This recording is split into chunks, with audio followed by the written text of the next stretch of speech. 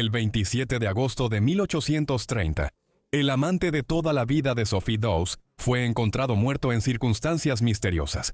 Ella era hija de un pobre pescador alcohólico, y él, un príncipe francés. A primera vista, la relación parece imposible, así que ¿cómo surgió su relación? ¿Y fue simplemente una coincidencia que el anciano príncipe muriera justo antes de sacar a Sophie de su testamento? Acompáñame mientras exploramos su desconocida historia de la pobreza a la riqueza. Sophie Dawes nació el 29 de septiembre de 1790 en St. Helens, en la isla de Wight, frente a la costa sur de Inglaterra. Ella provenía de circunstancias difíciles. Su padre era Richard Dawes, un pescador alcohólico que incursionaba en el contrabando ilegal en el Canal de la Mancha. Su madre era Jane Callaway, pero parece que sus padres no estaban casados, ya que en el certificado de defunción de su madre se registró como soltera, lo que indica que nunca estuvo legalmente casada. Fue una juventud marcada por las carencias, ya que Sophie, o Sofía como solía llamarse, era solo una de 10 hijos. Como su familia era tan pobre, Sophie recogía caracoles marinos de las playas de la isla de Wight para ayudar a alimentar a la familia. Más sorprendente aún, ella y sus hermanos pasaron tiempo en un hospicio para pobres en la ciudad de Newport, en la isla. Estos hospicios para pobres, o casas de industria como se conocían oficialmente, ofrecían una cama y comida muy modestas a los pobres a cambio de una carga de trabajo muy pesada durante el día. Quizás no sea sorprendente, dado la privación de la familia y la prevalencia general de la mortalidad infantil y de niños a finales del siglo XVIII. 6 de los hermanos de Sofía no sobrevivieron hasta la adultez. Para cuando era adolescente, Sophie trabajaba como sirvienta para un granjero en la isla de Wight y, poco después, fue enviada a tierra firme donde consiguió empleo como recamarera en el Hotel George en Portsmouth. Situaciones como estas, donde los niños trabajaban largas horas igual que los adultos, eran algo demasiado común en Gran Bretaña durante la Revolución Industrial, y pasarían otros 70 años antes de que el gobierno regulara esa actividad. Como muchos otros ingleses durante el siglo XIX, Sofía se sintió atraída por una de las grandes ciudades que estaban expandiéndose exponencialmente. En su caso, siendo del sur de Inglaterra, ella se dirigió a Londres. Aquí se convirtió en asistente de sombrerero, haciendo y vendiendo sombreros, pero perdió este trabajo después de que entabló una relación aparentemente ilícita con un aguador casado. Después de esto, pasó algún tiempo vendiendo naranjas. Lo que es sorprendente de todo esto es que Sophia Dawes había desarrollado un instinto de supervivencia, incluso cuando las circunstancias constantemente se volvían en su contra. A finales del siglo XIX, su vida tomó el rumbo que la llevaría a alcanzar la fama y luego a un gran escándalo y caída. Gran parte de esto estaba entrelazado con el contexto internacional de principios del siglo XIX. Después de la Revolución Francesa de 1789, las grandes potencias de Europa entraron en guerra con Francia luego de que el gobierno revolucionario ejecutara al rey Luis XVI y declarara al país una república. Sin embargo, los ejércitos revolucionarios franceses resistieron el embate de Gran Bretaña, Austria y otros. Además, bajo el mando de generales como Napoleón Bonaparte, no solo lograron defender Francia, sino también conquistar gran parte de Europa occidental y central. Las guerras continuaron entre Francia y Gran Bretaña durante estos años y, como resultado, Londres estaba constantemente llena de soldados y también de antiguos miembros de la nobleza francesa que habían buscado refugio en Inglaterra. Fue con uno de estos soldados, de hecho un oficial del ejército, con quien Sofía inició una relación en algún momento a finales del siglo XIX, cuando tenía alrededor de 18 años. Ella se convirtió en su amante y se mudó a su casa en Turnham Green, en la ciudad. Cuando el romance terminó, él le pagó una pensión de 50 libras al año para que guardara silencio, dinero que ella utilizó para ganar una educación en una escuela en Chelsea. Para 1810, la pensión que le habían concedido llegó a su fin, y una vez más se encontró en circunstancias difíciles. Fue en esta etapa cuando Sofía aceptó un puesto trabajando en un burdel de alta clase en Piccadilly, cerca del centro de Londres, y fue aquí donde conoció por primera vez a Luis Enrique, duque de Borbón y futuro príncipe de Condé. Luis Enrique era un príncipe de sangre de la Casa Real Francesa de Borbón. Esto significaba que era miembro de una rama secundaria de la familia, y, aunque estaba lejos en la línea de sucesión, seguía siendo uno de los hombres más ricos de Europa, y tenía varios títulos. Al principio de la Revolución, tras la ejecución de su primo el rey Luis XVI, él había liderado un ejército dentro de Francia en oposición al gobierno revolucionario. Pero eventualmente, a medida que el gobierno revolucionario reforzaba su control sobre Francia, él se fue a Inglaterra y se estableció en Londres. Mientras estaba en la capital inglesa, él había comenzado a frecuentar el mismo burdel en Piccadilly donde Sofía residía. Y una noche, un sirviente del duque le señaló a la chica de la isla de Wight. Otros también se habían interesado en ella, y Luis Enrique tuvo que participar en un extraño juego de cartas con dos aristócratas ingleses para decidir quién la tomaría como su amante. El duque ganó. Todo esto sucedió en 1810. Para 1811, ella residía en una casa que Luis Enrique había alquilado para ella y su madre en Gloucester Street, en Queen's Square, en Londres. El duque se había casado anteriormente, pero se divorció en 1780 y nunca volvería a casarse. Por lo tanto, la relación no era estrictamente un romance, pero se mantuvo en secreto debido a que ella era una plebeya y él de sangre real francesa, además de que él le llevaba 34 años. Mientras vivía en la calle Gloucester, comenzó a estudiar lenguas clásicas y modernas, filosofía y cómo integrarse en la sociedad de la corte, ya que le habían asignado un tutor, el Abbé Brians. A pesar de proporcionarle un lujoso ingreso de 8,000 libras al año, el duque eventualmente comenzó a cansarse de ella, y luego se dirigió a España, donde inició otra relación con una señorita Harris. En 1814, las guerras napoleónicas llegaron en gran parte a su fin después de que la pésima decisión de Napoleón de invadir Rusia en 1812 le saliera mal, y todas sus conquistas en Europa le fueran arrebatadas.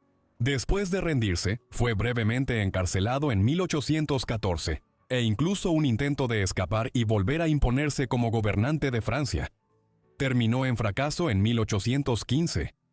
Como resultado, a partir de 1814, los nobles y realistas franceses que se habían establecido en ciudades como Londres y Viena desde la década de 1790 comenzaron a regresar a París.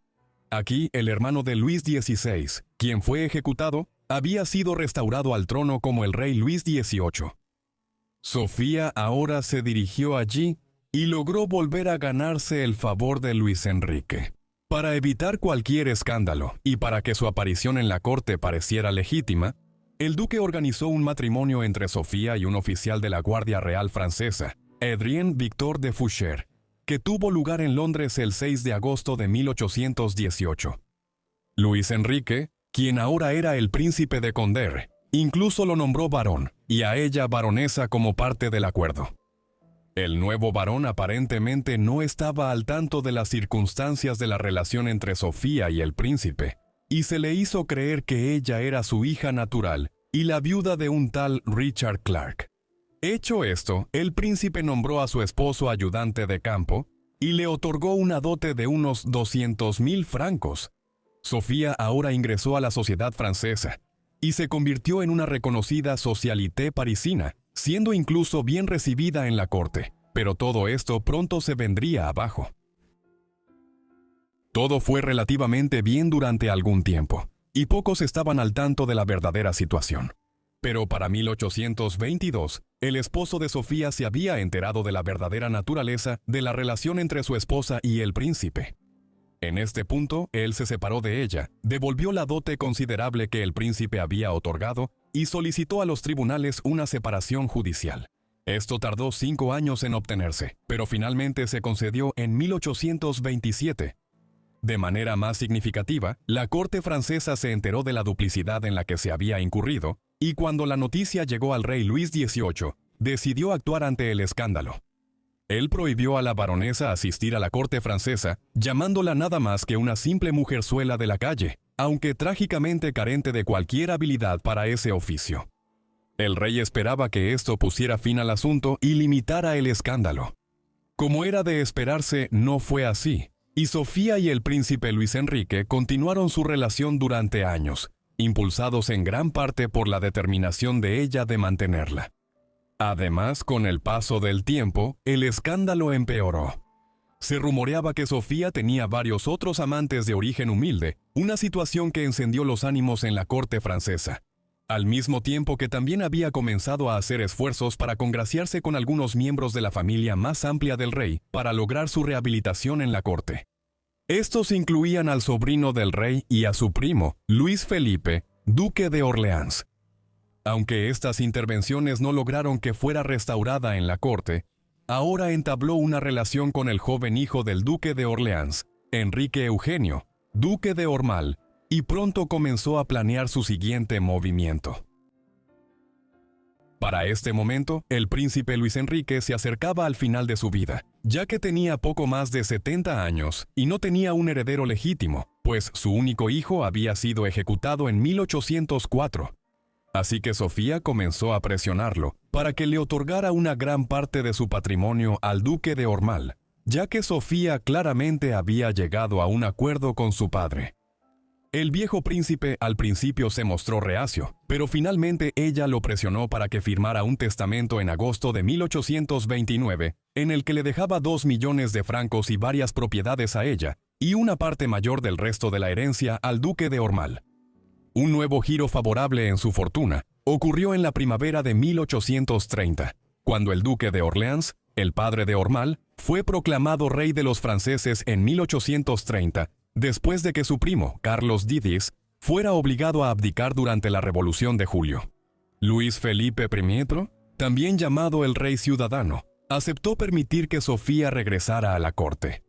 Ahora se volvió una figura más aceptable, ya que su posición como la amante del príncipe durante casi 20 años fue reconocida de manera no oficial. Durante este tiempo, Sofía vivió en el Château de Chantilly y trajo a muchos miembros de su familia para que trabajaran como parte del personal. Incluso consiguió matrimonios para algunos de ellos con familiares de figuras poderosas de Francia. También se convirtió brevemente en una anfitriona popular, conocida como la Reina de Chantilly. Sin embargo, las cosas tomaron un giro extraño ese verano. El príncipe, que estaba descontento con la sucesión de Luis Felipe I, parece haber decidido dejar Francia y dirigirse a Suiza, y estaba considerando la idea de cambiar el testamento que había firmado el agosto anterior. Fue entonces sumamente sospechoso, cuando el príncipe de 74 años fue encontrado muerto en sus aposentos en su casa en Saint-Louis, la mañana del 27 de agosto de 1830. Aparentemente, se había ahorcado usando algunos pañuelos atados al picaporte de una ventana, pero los observadores notaron rápidamente que se había vuelto tan débil últimamente que apenas podía atarse los cordones de los zapatos, mucho menos ahorcarse. Los rumores se dispararon tras su muerte. Muchos, de manera bastante plausible, sugirieron que Sofía había matado al príncipe, y que esto probablemente se había hecho con la complicidad del propio rey, cuyo hijo estaba en posición de heredar gran parte de la herencia de Luis Enrique, siempre y cuando no cambiara su testamento como estaba proponiendo hacerlo. Los rumores de que Sofía y el rey habían orquestado el asesinato se intensificaron cuando el caso fue desestimado sin una investigación real de lo que había sucedido. Debido a la falta de investigación, nunca sabremos si el príncipe realmente se quitó la vida y las autoridades lo declararon suicidio. Su testamento fue impugnado por varios herederos colaterales de su familia, pero estas peticiones fracasaron, y Sofía y el duque de Ormal fueron los principales beneficiarios. Sofía regresó a Inglaterra poco después, principalmente para evitar el escándalo que aún seguía latente en Francia. Poco a poco, Sofía comenzó a vender sus propiedades francesas y las reemplazó por una mansión en Hampshire y una casa en Hyde Park Square en Londres. Con su riqueza, Sofía ayudó a mantener a su familia empobrecida y colocó a su anciana madre en un convento para que pasara allí sus últimos años. Sofía desarrolló hidropesía en los años siguientes y finalmente murió a causa de esa enfermedad en Londres el 15 de diciembre de 1840. Al momento de su muerte, tenía un patrimonio valuado en 500,000 libras, lo que equivaldría a decenas de millones de libras hoy en día. Su testamento fue impugnado y varios miembros de la familia obtuvieron grandes porciones. Su historia de pobreza a riqueza y los escándalos en los que estuvo involucrada en la corte francesa siguieron siendo un tema de interés en Francia durante décadas. Muchas gracias a todos por ver este video sobre Sophie Dawes. Espero que les haya parecido interesante. Déjenme saber qué les pareció en los comentarios de abajo, y si tienen alguna sugerencia, asegúrense también de dejarla en los comentarios. Espero que estén suscritos y tengan activadas las notificaciones para recibir todos mis videos en cuanto los suba. De todos modos, eso es todo de mi parte, así que los veré a todos en la próxima etapa de la vida. Gracias.